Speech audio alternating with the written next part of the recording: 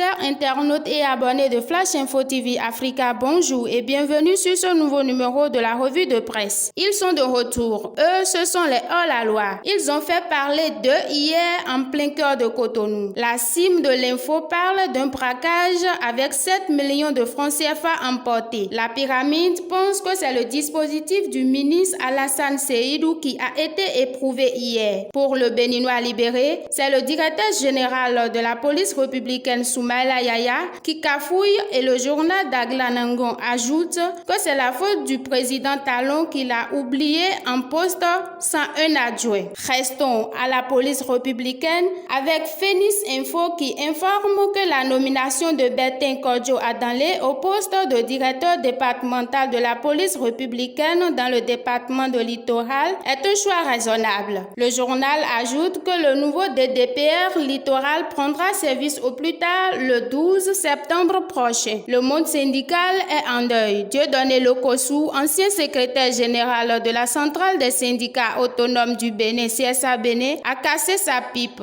C'est le potentiel qui donne l'information. Et pendant que la pyramide et la priorité publient les réactions d'Anselme Amoussou de la CSA Bénin, son organisation et l'UNSTB, Matin Libre relate à ses lecteurs comment Dieudonné Lokossou est décédé. La presse du jour parle de cette actualité et fait ses adieux aux syndicalistes. À l'instar du monde syndical, les Soglos sont aussi en deuil. Et certains journaux, comme le Révélateur du jour, annoncent pour ce jour le démarrage des cérémonies entrant dans le cadre des obsèques de Rosine Soglo. À partir de ce jour, Mémé Rosine reçoit les adieux au siège de Vidolé, confirme Fraternité.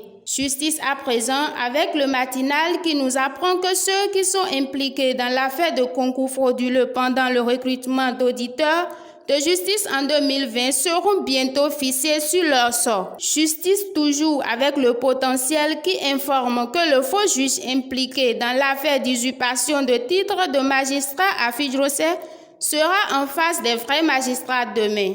Dans les pêle-mêle, le potentiel se fait le porte-parole des populations du Mono et rappelle que 5 villages sont submergés par les eaux du fleuve Mono dans la commune d'Atiémé. La nation ajoute que ce n'est pas à Atiémé seul que des villages sont inondés. Selon le journal du service public, plusieurs autres localités le sont déjà, mais le journal rassure que des dispositions sont prises pour la protection des populations. En sport, le pays émergent informe que les Taifa Stars de la Tanzanie s'offrent les barrières de Madagascar et prennent la tête du groupe Chi. Le journal annonce que les rencontres Tanzanie-Bénin et Bénin-Tanzanie des 6 et 10 octobre 2021, comptant pour les 3e et 4e journées des éliminatoires pour le Mondial Qatar 2022, s'annoncent épiques. La presse du jour confirme et rappelle que le Bénin et la Tanzanie se partagent la tête du groupe Chi. C'est la fin de cette revue de presse. Merci pour votre attention.